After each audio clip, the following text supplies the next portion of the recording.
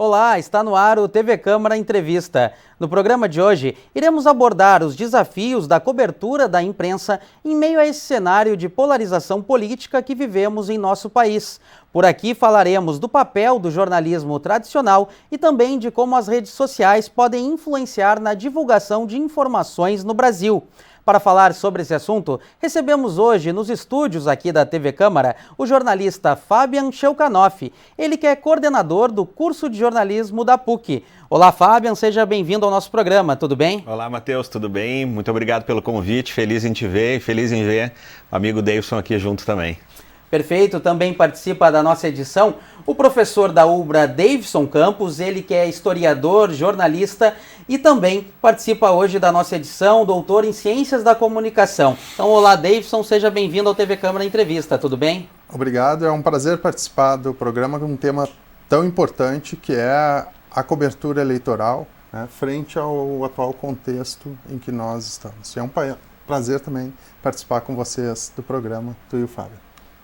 Eu começo saudando a presença dos nossos especiais convidados e de imediato eu pergunto para o jornalista Fabian Sheukanoff, professor, a produção e a execução do jornalismo, ela muda com essa polarização do cenário político aqui no Brasil ou o exercício, a prática da profissão é a mesma em qualquer cenário? Olha, Matheus, bom, eu acho que são duas coisas e eu acho que a gente vai conseguir falar bastante sobre isso. A primeira delas é a seguinte, o jornalismo se faz e tem que se fazer de um jeito muito transparente, com ética e responsabilidade. Acho que isso é o ponto principal da história. O problema é que as coisas têm mudado nos últimos anos porque a gente tem feito, por conta dessa polarização, a gente tem trabalhado muito na ideia de ter que primeiro desmentir alguma coisa para depois trabalhar. Isso mudou a nossa lógica diária, né? Só que são duas situações diferentes. O jornalismo precisa ser feito como jornalismo. Ele tem que ser feito com, repito, com ética, responsabilidade, tem que ter apuração obrigatoriamente, tem que se saber efetivamente o que está se colocando no ar, entendendo isso como algo coletivo, como contexto social. No entanto, esta novidade, este momento que a gente vive não é uma novidade, na verdade. É um momento que a gente vive. Ele faz com que o jornalismo, nesta situação e nessa circunstância, precise se moldar um pouco para um outro processo, principalmente nesses últimos anos, onde a gente tem sido criticado, atacado, e a nossa, digamos assim, o nosso trabalho tem sido colocado na berlinda como algo não necessário, como algo não importante, ou até como responsáveis por todos os problemas de uma sociedade que absolutamente não é verdade. Então, para mim, são duas situações diferentes, né? Mesmo frente a tudo isso, o jornalismo tem que ser feito como deve ser de início, e repito, vou repetir sempre essas duas palavras, com ética e responsabilidade, que eu acho que é isso que nos difere de qualquer outro produtor de conteúdo, que a gente sabe que aí tem muito, e nós vamos falar sobre isso também. Perfeito. E Davidson, aproveitando também a sua experiência profissional e, por óbvio, acadêmica, como você enxerga esse resgate cultural de como chegamos até esse ponto de polarização política aqui no Brasil? Bom, acho que tem vários elementos que contribuem para esse fenômeno, né? Principalmente nos últimos anos, a gente tem observado um recrudescimento de um conservadorismo. E o conservadorismo, ele sempre se coloca frente a transformações, a mudança. Como a gente viu um conjunto de mudanças sociais bastante significativas nas primeiras décadas desse século, em função de políticas públicas, em função de avanços socioeconômicos, se observou que em determinado momento se criou um conjunto de discursos, conservadores, muito significativo, uma placa que apareceu em determinado momento, queremos o nosso país de volta, então um país que foi construído por uma elite, um país patrimonialista, ou seja, que as pessoas utilizam um público como privado, e isso um grupo bastante específico, como a gente pode observar pelos números, pelos dados, inclusive dos últimos anos. Então, dentro desse cenário, tu tem um conjunto de pessoas que vivem uma transformação que é normal dentro das culturas, e um grupo de pessoas que buscam, então, manter as coisas como elas sempre tiveram. E isso vai gerar a polarização. E como é que o jornalismo entra nesse processo? Entra num momento de crise, um momento de transformação também do campo jornalístico. né? Então, muitos dos questionamentos que a gente vê em relação, né, à atuação da imprensa se dão em função dessa transformação que está passando por todo esse tensionamento das outras fontes de informação e de conhecimento que surgiram principalmente em função da internet. E, por outro lado, a gente vê também, eu tenho acompanhado isso, um grande dilema para o jornalista, que é o dilema um pouco simplista, né, que é a questão de ouvir os dois lados. Em determinados momentos, né, quando a gente vê muitos atos de intolerância, de racismo, né, de defesa da tortura, da defesa do machismo, do feminicídio, não existe dois lados nessa questão, né? Então, existe sim um problema social muito sério, que é sobre o modelo de nação e o modelo de democracia que nós queremos, mas existe também um problema no campo jornalístico que tem que ser pensado e tem que ser discutido com bastante profundidade. E, Davidson, falando um pouco da atuação jornalística, como você enxerga os principais desafios da boa cobertura jornalística, principalmente no campo da política, visto também esse cenário de descrença da imprensa e também de ataques aos próprios jornalistas nos últimos anos? Bom, a primeira coisa é que as pessoas estão vulneráveis à violência, né? A gente tem observado aí vários casos de agressão, seja verbal, seja física, contra os jornalistas, e isso deve ser uma normalidade, infelizmente, durante esse processo eleitoral, né? Então, a primeira coisa é que os jornalistas têm que estar muito preocupados e muito cuidadosos nesse sentido, né? Principalmente os que estão vinculados assim a instituições, a empresas jornalísticas. É importante que as empresas também pensem em como vão atuar nesse sentido. E por outro lado, né, obviamente vai haver um tensionamento e uma pressão muito forte quanto aos jornalistas profissionais, né, e as organizações mais estabelecidas, assim, né, mas é importante que os profissionais tenham claro que eles têm que fazer jornalismo, né? E aí, como o Fábio bem disse, o jornalismo ele tem uma tradição, né? E ele passa pela questão da transparência, isso é bastante importante, né? Pela questão da imparcialidade possível, né? E a produção de um conteúdo com muita ética, né? E com muito cuidado. Eu acho que isso é o que nos diferencia. A questão do tempo tem pressionado o fazer jornalístico, né? Eu acho que o cuidado na produção do conteúdo é o que pode diferenciar, né, o jornalismo tradicional ou os jornalistas nesse momento de profusão de informações. Matheus, tu me permite, sem querer quebrar a lógica, mas o Davidson traz uma questão no primeiro ponto, né, da vulnerabilidade. E acho que tem um agravante nesse processo, que os jornalistas estão expostos, só que há uma covardia muito grande, porque as jornalistas mulheres são muito mais expostas do que os homens. A gente vê hoje a violência que ultrapassa o verbal muito mais contra as mulheres do que contra os homens. Porque há uma covardia num processo, como o Davidson falava antes, né? Tem um grupo social que decidiu que as coisas devem ser como eles querem ou como historicamente sempre foi, né?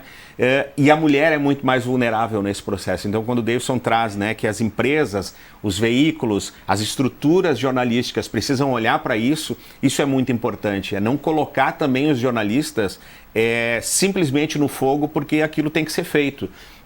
O Davidson traz muito bem isso, né? Tem situações que não existem dois lados. Então tem situações que não precisam ser olhadas dessa forma. Ou, na verdade, não devem ser olhadas, né, por dois ângulos, digamos assim. Mas eu vejo de maneira muito importante que é esta covardia, principalmente contra jornalistas mulheres. Então, para mim, isto é um dos grandes problemas que também vai recrudescer a partir de agora. Nós já não temos uma representatividade no jornalismo, nós não temos isso de maneira equilibrada, igual, eu acho que é uma palavra fora desta, mas equilibrada, não temos. E para além disso, nós temos digamos assim, um processo muito mais pesado contra as mulheres. Então isso é realmente algo que chama muita atenção e acho que deve nos gerar muito mais preocupação. A gente precisa pensar de maneira muito, muito forte sobre isso, principalmente nesse momento de agora. Lembrando que também esse processo que a gente vai passar, ele é um processo muito masculino. Ele é um processo onde os homens estão à frente disto, né? As mulheres, elas não são a prioridade neste processo que vem pela frente, nesse processo eleitoral. Então, acho que tem um contexto aí, tem um cenário que para mim, acho que vai ser bastante pesado, mais do que nos anos anteriores. Perfeito, importante colocação do professor Fabian.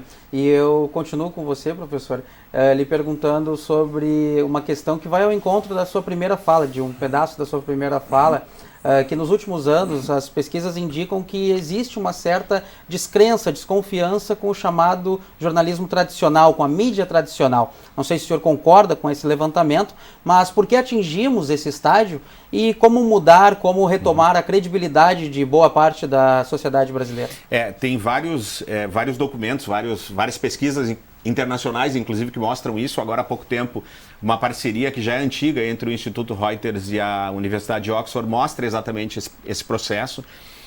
Cada vez mais as estruturas tradicionais elas recebem menos apoio em termos de credibilidade. Acho que isso é responsabilidade muito nossa. Nossa, quando eu digo não só nossa jornalista, mas também as empresas jornalísticas. Porque durante muito tempo nós éramos os detentores da informação, ela era só nossa. Aquilo que nós batíamos era verdade, aquilo que nós não tínhamos não era verdade. Bom, quando a internet entra no princípio, nos primeiros anos desse século, ela entra de maneira comercial, a gente percebe que as coisas começam a fugir das nossas mãos, desse processo anterior. Só que a gente demora muito para perceber ou para aceitar isso. A gente, durante muito tempo, acreditou que as grandes marcas, que as grandes estruturas, que os grandes nomes manteriam essa hegemonia. Quando a gente percebe que isso acabou muito rapidamente. Se nós tivéssemos, talvez, entendido isso melhor, quando eu digo nós, eu repito, nós jornalistas, mas muito nós empresas jornalísticas, né? Se nós tivéssemos compreendido isso melhor, talvez a coisa não tivesse como está, né? Porque o que aconteceu? Deixamos muitos espaços abertos. Por achar, repito, ou por entender, ou por ter a convicção de que nós éramos donos da informação, nós deixamos muitos espaços abertos. Não, mas o jornal precisa fazer esse movimento, a TV precisa fazer, o rádio precisa fazer. Quando a gente percebeu, na verdade, que a gente podia fazer muito mais do que isso. Porque nós somos produtores, nós na verdade, contamos histórias. O canal que nós vamos contar, na verdade, ele interessa demais, mas de acordo com a história que nós fomos contar. Agora ele não tem necessariamente, ele não tem que estar ligado a um ou outro. Então sim, eu acho que a gente perdeu muito tempo e por conta disso a gente perdeu espaço. E no momento que a gente perdeu espaço, entra no cenário um produtor de informação, de conteúdo, seja lá qual é a palavra correta com relação a isso, que faz este movimento acontecer segundo seu entendimento. E bom, e a gente pode fazer uma série de questionamentos sobre isso, né? Alguns fazem com muita qualidade, outros não. Só que esse espaço que se abre, ele abre para todos. E sempre que a gente abre para todos, nós temos aquilo que é bom e nós temos aquilo que não é tão bom, né? E a gente sabe que quanto maior o número, infelizmente não aumenta o número na mesma proporção de boas coisas, aumenta de coisas bem duvidosas, difíceis, ruins, enfim. Então vejo que nós somos responsáveis por isso, parte disso, mas nós não somos totalmente responsáveis, porque aí tem um outro elemento muito importante. Tem uma regrinha básica que no jornalismo, como tantas outras na verdade, né? Mas sempre quem fala por algum motivo. Nós estamos aqui hoje falando por algum motivo, né?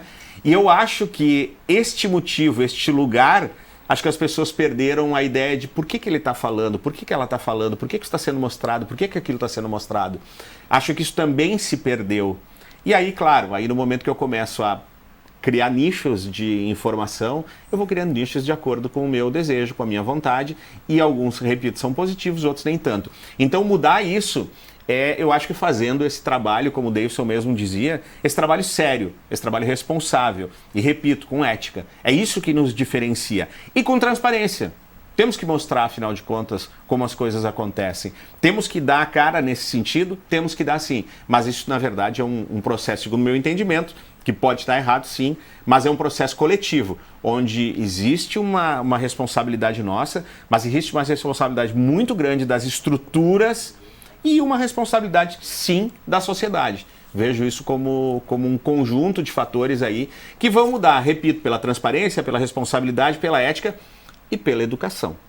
Não vejo também isto mudar sem passar por esse processo. Agora, Davidson, ainda falando sobre essa questão, principalmente pegando ética e transparência no exercício da profissão e na produção de conteúdo, como é que você enxerga o papel do jornalismo tradicional na comparação com as ditas mídias alternativas, que hoje se colocam muito em redes sociais? Quais vantagens, quais os perigos também que elas oferecem para o público? Eu acho que esse debate surgiu no meio de um momento muito delicado para o jornalismo de uma forma geral.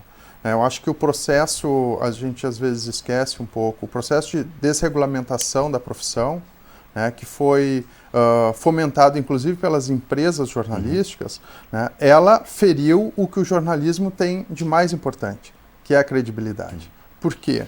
Porque quem conferia credibilidade ao produto jornalístico era a promessa de que as pessoas que estavam produzindo aquele conteúdo eram pessoas habilitadas para isso, jornalistas. No momento em que o Supremo decide e as empresas respaldam, em nenhum momento se opuseram a essa questão, elas estão dizendo assim, qualquer um pode produzir informação jornalística. E nesse sentido, a credibilidade ela fica afetada de uma maneira determinante. Isso não foi pensado. O bastião da credibilidade, volto a dizer, não é a prática, não é o produto. É a promessa de que as pessoas que estão produzindo aquela informação são habilitadas e competentes para fazê-la.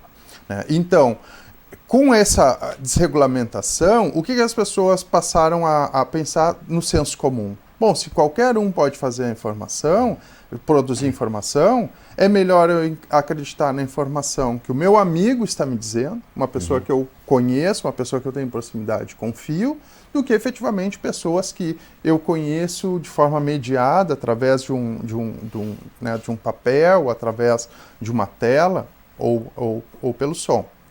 Então aí começa um problema bastante sério. Por outro lado, nesse processo de deslocamento de audiência para as outras mídias, as empresas buscaram competir com as mídias sociais.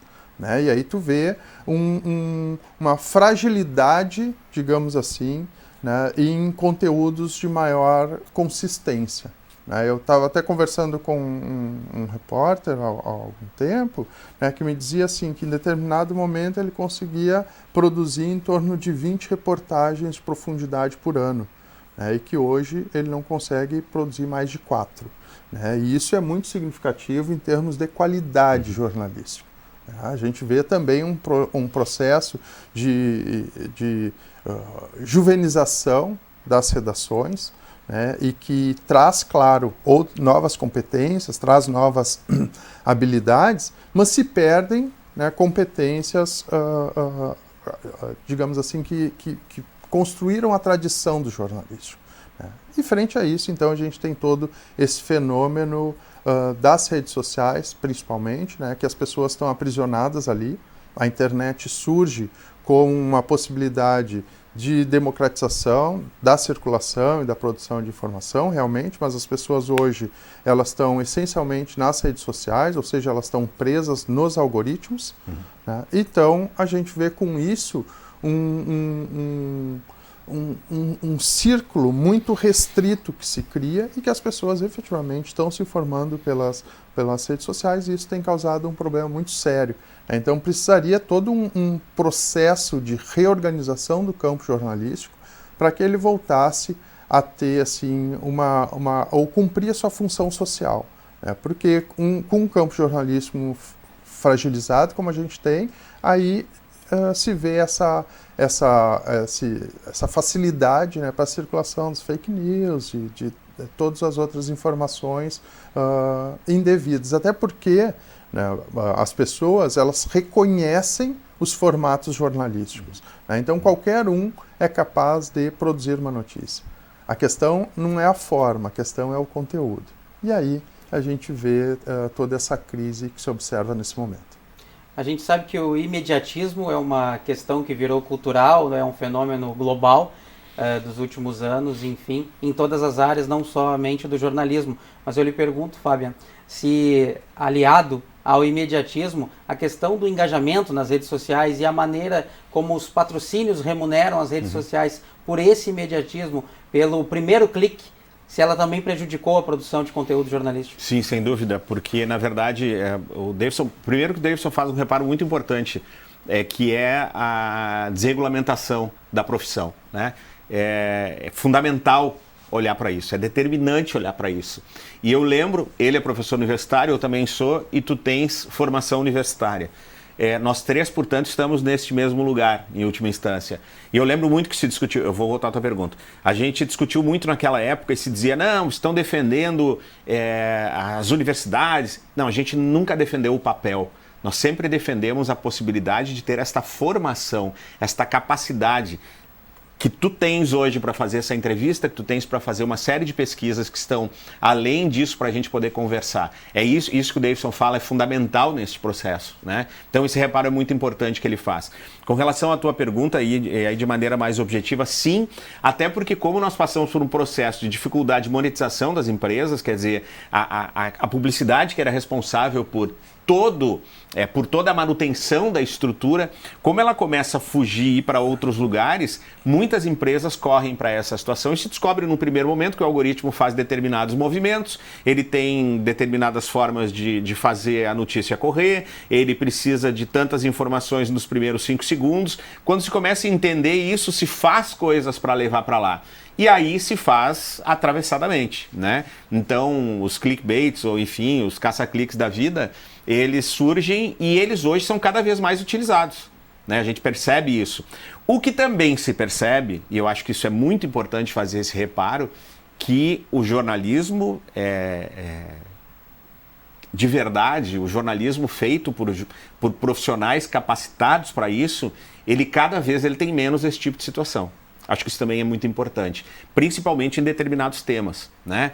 Nós vemos escorregões ou nós vemos situações feitas de maneira específica para isso, claro que sim, mas a gente vê muita qualidade sendo feita hoje também, né? Eu acho que isso também é muito importante e é dentro deste processo, olhando para esta qualidade, olhando para isso que a gente pode conseguir vencer este movimento. Agora, muito importante, isso tudo acontece também porque as empresas perdem o seu principal ponto de faturamento.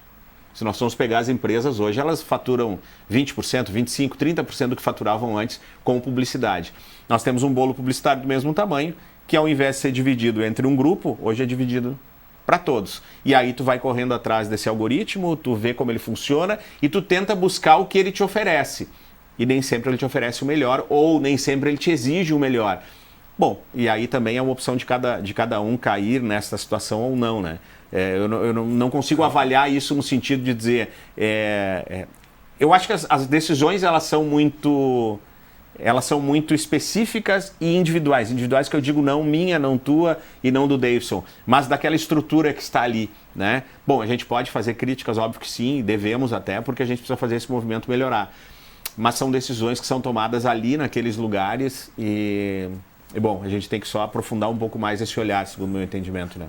E tem um outro lado já referido pelo Fabian, que é o lado da educação. Né? Eu acho que a gente precisa discutir de uma forma mais séria no processo educacional, né? Uma formação para uma leitura mais crítica da mídia. Né? Na escola mesmo, para que as pessoas possam ter melhor noção, né, do que... o que tem verossimilhança, por exemplo, ou que tem uma impossibilidade, como, né, a velha e antiga, a gente está falando sobre política, mamadeira de piroca. Né? Então, é necessário uma formação mais assim, efetiva. E, claro, né, a gente vai pensar no contexto que a gente vê que os índices educacionais eles são assustadores no país. Né? As pessoas realmente alfabetizadas ou minimamente alfabetizadas no país é um número muito pequeno. A gente tem um número muito expressivo de analfabetismo funcional e, infelizmente, um número em crescimento de analfabetismo. Né? Então, esse contexto, né, é um contexto de recepção, ainda complica mais a situação, seja, né, nas informações cotidianas, ou seja, principalmente nesse período eleitoral tão dicotomizado que a gente sabe que vai proliferar fake news e outro tipo de informação inválida e que vai influenciar, infelizmente, os resultados da eleição. A educação e a análise crítica feita pela mídia e a análise crítica da mídia são assuntos bastante amplos que hoje debatemos aqui no TV Câmara Entrevista, que também discute os desafios da cobertura da imprensa em meio a esse cenário de polarização política que vivemos no Brasil. Para falar sobre esse assunto, estamos recebendo aqui nos estúdios da TV Câmara o jornalista Fabian Shelkanoff, coordenador do curso de jornalismo da PUC, e também recebemos um outro jornalista aqui, o Davidson Campos, que é historiador, professor da UBRA e doutor em Ciências da Comunicação. Então, em alguns instantes, nós estaremos de volta para continuar falando sobre esse assunto, sobre o papel do jornalismo tradicional e também a relação com as redes sociais e a divulgação de informações para a sociedade brasileira. Então não saia daí, voltamos em alguns instantes.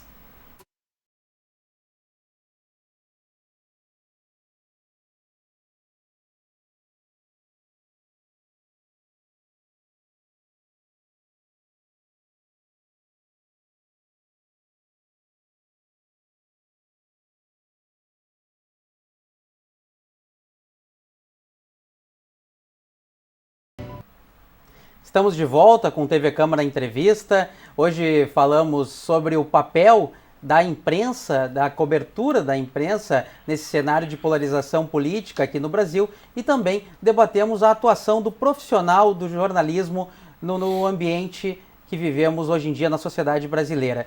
Então eu continuo aqui com os nossos dois entrevistados, dois jornalistas, Davidson Campos e Fabian Shelkanoff ao meu lado. Pergunto para o Fabian, aproveitando a sua experiência profissional, a atuação acadêmica também, principalmente a sua experiência, professor, na área do Diário Gaúcho, Zero Hora, enfim, jornalismo popular aqui em Porto Alegre, no Rio Grande do Sul. Eu lhe pergunto como o senhor enxerga o papel do jornalismo popular na divulgação das informações políticas, visto que é um meio em que às vezes existem termos que as pessoas não estão muito familiarizadas, então se essas informações devem ser de uma maneira simples e objetiva divulgadas para a população entender melhor. Eu vou começar me metendo numa área que o Davidson sabe muito mais do que eu, então ele pode me cortar e dizer, Fábio, tu estás errado, tá?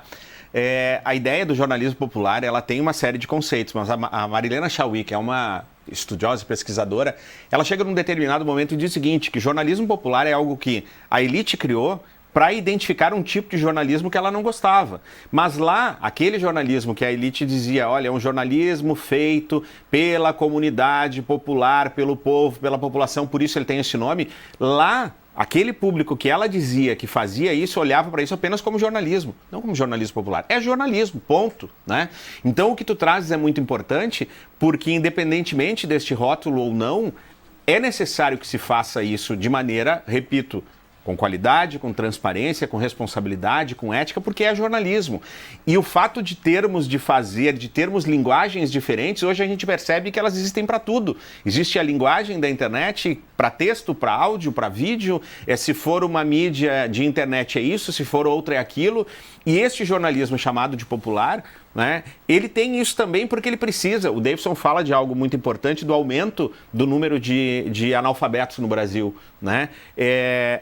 Como eu dizia no início, como ele reforça, a educação é importante e o jornalismo faz parte desse processo. Nós tínhamos, e é isso no período que eu estava lá, e eu tenho certeza que hoje é assim também, pelos relatos que eu ouço, o Diário Gaúcho ele era um jornal utilizado em sala de aula para ajudar na alfabetização das crianças. Então é muito importante que ele seja acessível. Bom, nós conhecemos determinados termos que outros não conhecem, assim como o contrário, conhecem determinados termos que nós não conhecemos. Então a gente tem que encontrar um equilíbrio nesse processo.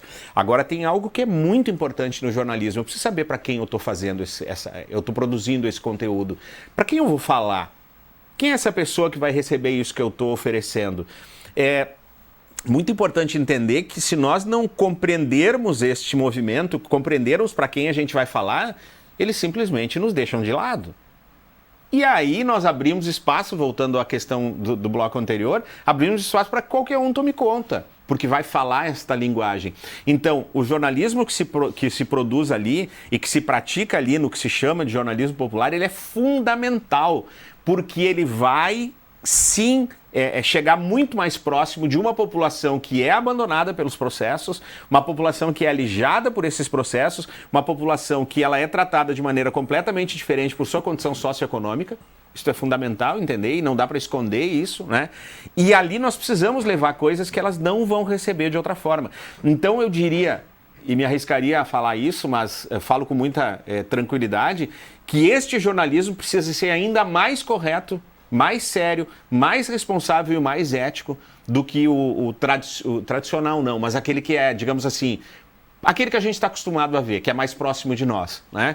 Então, eu acho muito importante fazer este movimento de adequação e adaptação de linguagem para que a gente consiga se aproximar dessas pessoas. Lembrando, de novo, o jornalismo também é um espaço de educação e a gente precisa compreender isso e conseguir chegar nessas pessoas de maneira mais rápida e com mais, digamos assim, com mais proximidade. Eles precisam olhar para nós e dizer, olha, nós temos aqui um conjunto de elementos que nos fazem estarmos mais próximos, ou que precisamos estar mais próximos com isso. Mas para mim tem esse movimento aí, que para mim é algo muito importante. Esses rótulos, eles servem, na verdade, para nos diferenciar. Fomos nós que criamos, né? E eles, na verdade, servem para transformar determinadas linguagens em menores ou maiores. Que, na verdade, é um erro, para mim, primário nesse processo, né? E é importante sempre lembrar que tinha um slogan, eu acho que era da RBS TV, que dizia para ter o que você vê, a gente faz muita coisa que você não vê, alguma coisa nesse sentido. Né? E o jornalístico é o que as pessoas não veem. É isso que nos diferencia de quem produz informação. Quer dizer, o produto final, obviamente, o cara sabendo escrever, o cara tendo o mínimo de inteligência e informação vai produzir. Mas como se chega aquele conteúdo para produzir, esse efetivamente é o jornalístico. Né? E nesse tipo de jornalismo dito popular, os processos são iguais. Né? O que vai mudar é o produto final.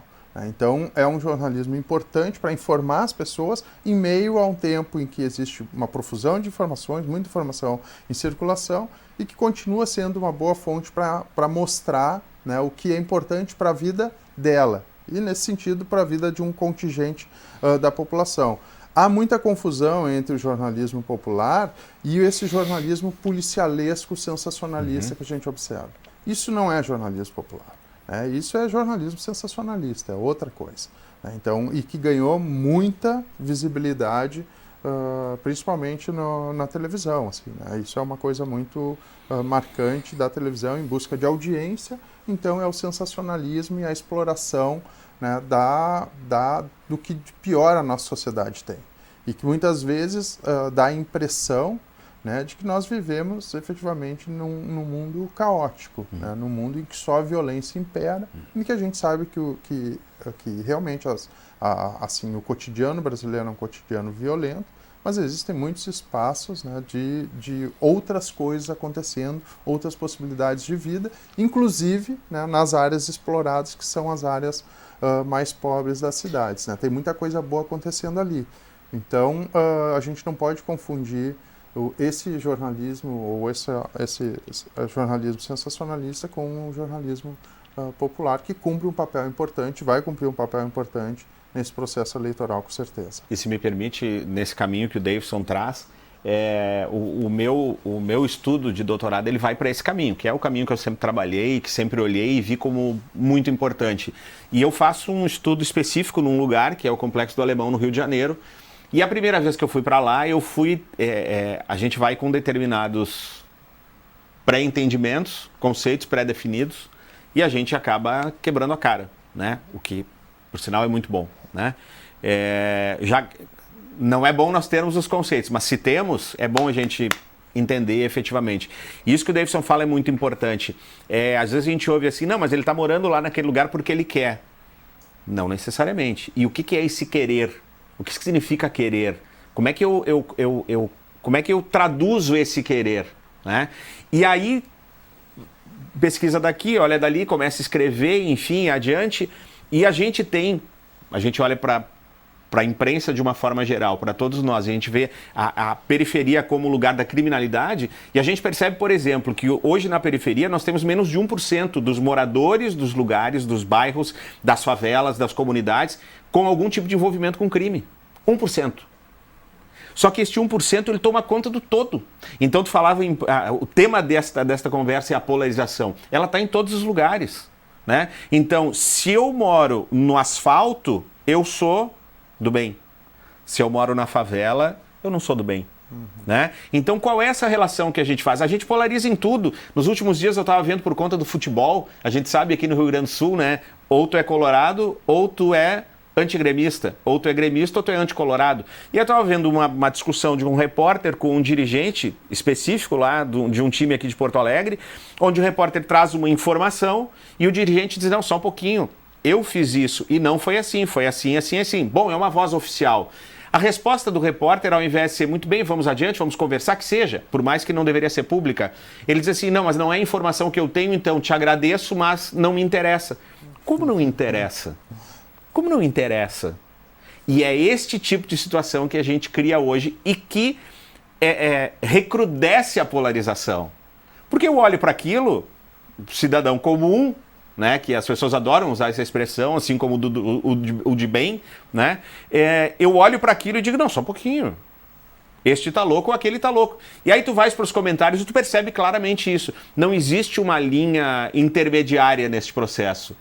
Ou tu és um mentiroso ou tu és um mentiroso. Então a gente cria esta polarização para tudo. E aí a educação é base desse negócio. Eu preciso entender como ler a mídia, como o Davidson falava. A gente vê hoje cada vez mais processos, estruturas e projetos de educação midiática, de literacia, enfim. Mas a gente não olha isso com o cuidado que a gente deveria olhar, né? Será que eu, como pai de 3 filhos, mas um tem 4 anos, será que eu entenderia que na escola meu filho de 4 anos está aprendendo a ler a mídia? Bom, eu como jornalista não só entenderia, como aplaudiria a escola e escolheria talvez aquela escola para ele estudar. Mas será que a média entenderia isso? Ou entenderia que talvez por estar vestindo a cor X significa isso, aquele outro? Então é uma situação muito complexa, porque a polarização ela faz parte de tudo. Desde a situação mais simples, e vou usar dessa maneira porque acho que é mais simples, como o futebol. É uma sociedade onde as pessoas criticam, por exemplo, a ministra Damares por falar a menina usa rosa e menino usa azul, e todo mundo faz chá de revelação usando rosa e azul. Né? Então, essas contradições, essas dicotomias nos marcam. Né? Então, é preciso construir pontes de diálogo. O que está em crise, efetivamente, é o nosso entendimento ou o nosso modelo de sociedade mesmo. Né? E as pessoas, consequentemente, que constroem isso. A gente precisaria fazer uma parada, um reset, digamos assim, do Brasil, mas lembrando que as bases, né, da Constituição disso assim, o projeto de nação que foi construído, né? E que, volto a dizer, está baseado no patrimonialismo, no patriarcalismo, tá? E na ideia do cordialismo, porque teve uma leitura muito equivocada sobre essa proposição do Sérgio Buarque de Holanda. Né? Se entendeu que o brasileiro era um homem cordial porque era um homem carinhoso. Né? E quando ele estava querendo dizer que é um homem passional, que age pela emoção e não pela razão. Então a gente precisaria se repensar como sociedade mesmo, para que aí a gente conseguisse, né, uma circulação de informações com mais qualidade, para que a gente conseguisse, né, diálogos, criar pontes de diálogos e diminuir, digamos assim, essa dicotomia, para dizer assim, que isso está na esfera pública hoje, né, mas esse é uma permanência do que nós somos. Eu acho que essa semana teve um caso muito assustador e triste de uma mulher que foi assassinada na rua, né, foi asfixiada na rua, né, foi morta em Santa Maria. Né. Só que, se a gente for observar, isso é o que tem acontecido desde sempre no privado. Né. É que, por uma série de contingências do nosso tempo, e principalmente lideranças do nosso tempo, as pessoas se sentem autorizadas a tudo no público. Né? Claro, existe um entrecruzamento entre público e privado, né, que a internet produziu essa confusão e muitas pessoas entraram nesse processo. Mas a gente vê as pessoas se sentirem autorizadas e aí vai aumentar a exposição pública de questões que eram tratadas no privado. E aí a gente tem racismo, diversas formas de preconceito, intolerância, o feminicídio, né, como esse caso né, na rua. Né. Então, o que a gente precisa volto a dizer, se repensar como sociedade mesmo, né, e como que projeto nós pensamos. Né. Eu acho que passa muito pelo processo eleitoral, mas a gente está vivendo também um problema muito sério no Brasil, que é o quê? Que é o engolimento do campo político pelos partidos. Né? Por quê? Hoje tu não consegue observar mais uma política estudantil, por exemplo. Né? Por quê? Antes dos caras constituírem um grupo de política estudantil, eles já são de partidos. Então a gente vê política partidária fazendo política estudantil, o que é muito diferente. A gente vê a política trabalhista sendo feita por partidos políticos e não por sindicatos. Né? Quando, tradicionalmente, as lideranças surgiam desses movimentos e aí sim se ligavam a partidos políticos para concorrer. Né? Hoje o movimento é o contrário. Então há um engolimento do campo político, público, pelos partidos. E isso causa um encolhimento do campo político. Né? E a política, em última leitura, é exatamente esse estar junto, né? Esse construir uma convivência para a polis, é construir um comum. E se os partidos encolhem o campo político, esse comum fica bastante comprometido. Né? E aí a gente vê o resultado aí, assim, nas ruas, né, e na nossa vida e no processo eleitoral, que, volto a dizer, vai ser marcado, infelizmente, pela violência de todos os sentidos, simbólicas e físicas. E os temas que realmente interessam vão ficar em segundo plano. Davidson, voltando às origens dessa dita dicotomia, como a gente, no Brasil, como sociedade, chegou nesse estágio de polarização, não só na política, mas como sociedade, e como o jornalismo pode ter influenciado no aumento ou na diminuição dessa dualidade que vivemos? Bom, essa dualidade é assim, mais visível nesse momento, mas como o Fabiano falou, ela é como se organiza a nossa sociedade. Né? A nossa sociedade é uma sociedade e que, de uma maneira geral, e essa é uma crítica que tem sido feita no debate mais acadêmico, assim, a partir da questão da colonialidade, principalmente, essa dualidade, essa simplificação é o que marca as lógicas do Ocidente. Né? O Ocidente foi constituído a partir de uma verdade, né? Ou seja, uma verdade de ser humano, né? Que é o ser humano euroreferenciado, essa é a norma, né? Então, tu tem a norma e tem os outros, e aí já começa uma dicotomia, né? Quer dizer, nós e os outros. E a partir de tudo, um conjunto de estabelecimento de questões que funcionam pelo sim ou não, né? Pelo bem e o mal, o certo, o errado, etc. Então, nas bases, digamos, mais filosóficas, né, da nossa organização de espaço-mundo, nós somos dicotômicos. A sociedade brasileira vai exacerbar isso de alguns momentos, mas não é só uma característica da nossa sociedade. Né? A gente viu isso nas eleições dos Estados Unidos, a gente tem visto isso no processo eleitoral na Europa mesmo, né? na América Latina. Então, é um momento em que essas dicotomias acabam se exacerbando. O que vai diferenciar, talvez, a questão aqui no Brasil é que nós temos, digamos assim, uma história mal resolvida, né? Ou um esquecimento do que nós somos como país. A todo momento é como se nós estivéssemos reinventando.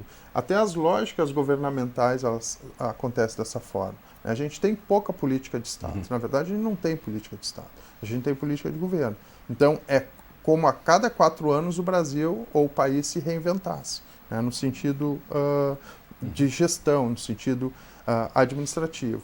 E pelas questões educacionais e pelas questões mesmo dessa expectativa de que o futuro vai ser melhor do que o presente, né? Nós vivemos geralmente para o futuro e não para o presente, há um esquecimento muito fácil das coisas. Então, o Brasil é um país que ele não conseguiu cicatrizar, né, uma ferida muito profunda no nosso cotidiano, que é o período da ditadura militar.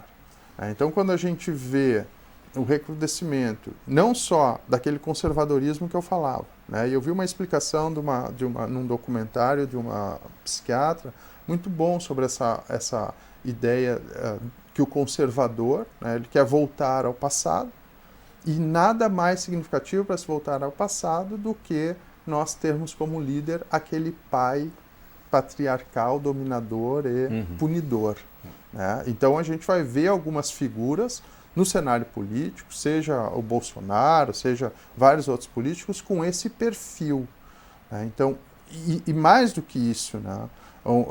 Pessoas que vão homenagear torturadores, vão homenagear criminosos. Né? Em qualquer outro lugar do mundo, agora há alguns poucos anos, o Achille Mbembe, naquele livro sobre necropolítica, aponta, né, que Israel oprime os palestinos da mesma forma como os judeus foram oprimidos durante o nazismo.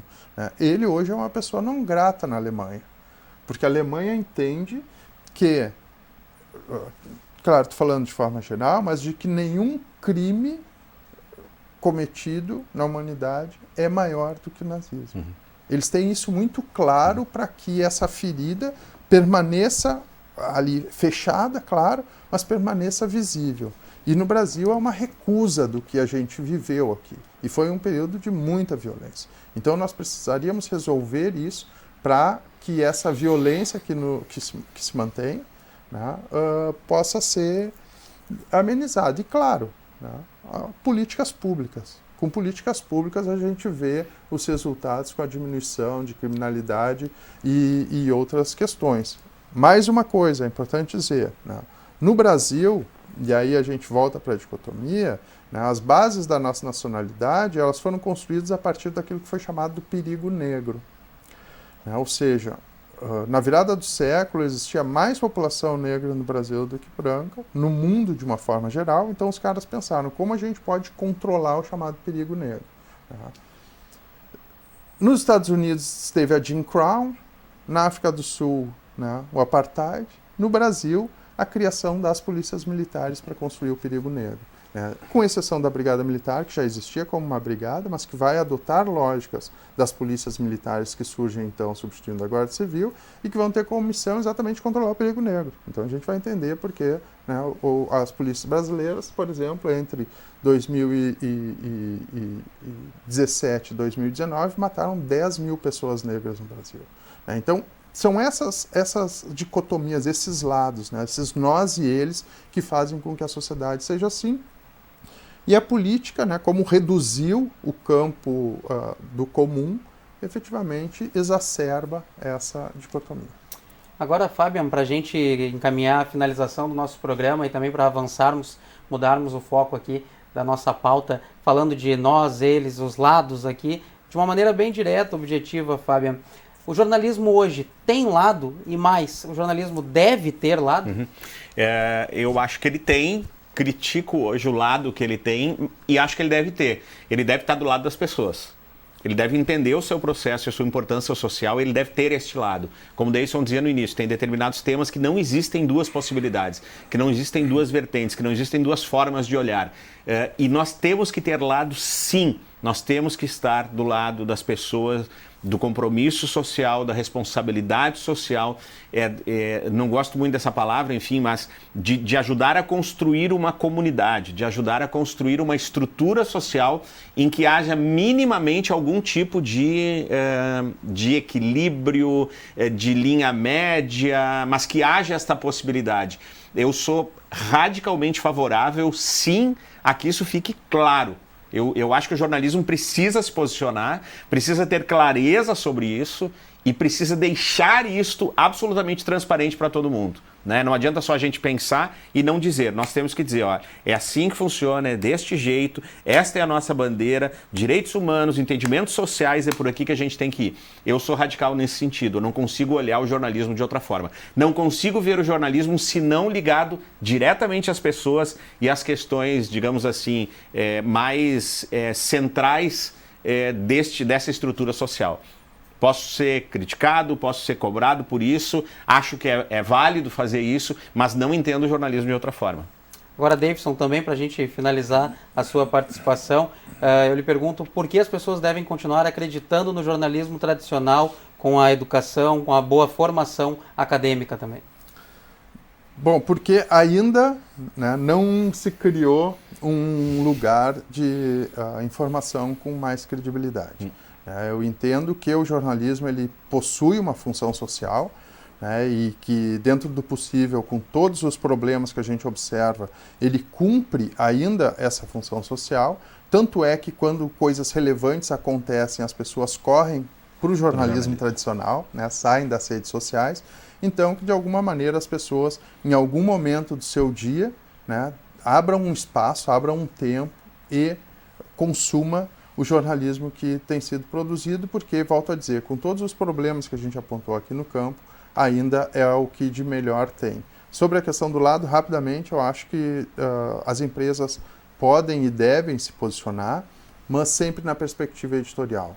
Nunca no que se refere à produção de informação. Não no informativo. Né? No opinativo, seja através das colunas, seja através dos colunistas, seja através do editorial do jornal. Isso traz clareza, né? A pessoa entende digamos assim, a partir de onde, né, aquele veículo vai estar falando. Mas isso não deve em nenhum momento contaminar a informação. Perfeito, e com isso nós vamos nos despedindo da nossa audiência. Agradeço a participação dos nossos especiais convidados, obrigado. O professor Fabian Scheucanoff, jornalista e coordenador do curso de jornalismo da PUC. Obrigado, Fabian, pela participação hoje aqui. Obrigado, Matheus, pela oportunidade. Muito bom fazer parte desse papo junto com o Davidson e tomara que sirva aí para algumas conversas e algumas reflexões. Obrigado pelo convite mesmo. Com certeza, também agradecemos a participação do Davidson Campos aqui, nosso historiador, jornalista, professor da UBRA, doutor em Ciências da Comunicação. Obrigado, Davidson. Eu agradeço pelo convite e tem uma coisa que eu gostaria de dizer assim para encerrar, que a gente não pode esquecer daquele livro de Cremilda Medina, que é cada vez mais atual, né? Notícia, produto à venda. Então, só que isso não pode de maneira nenhuma contaminar, né, a produção assim, das informações jornalísticas. A gente entende, né, que é o comercial que criou, né, assim, a programação e os veículos de comunicação no Brasil de uma maneira geral e no mundo, né, de uma maneira ampliada, mas a gente precisa de informação de qualidade para que a gente possa ter uma sociedade melhor. Com isso, encerramos o nosso programa. O TV Câmara Entrevista de hoje fica por aqui. Para acompanhar mais detalhes da nossa programação, fique de olho nas nossas redes sociais e também acesse o site da Câmara de Vereadores de Porto Alegre. Obrigado pela sua audiência, agradeço a sua companhia. Até a próxima edição.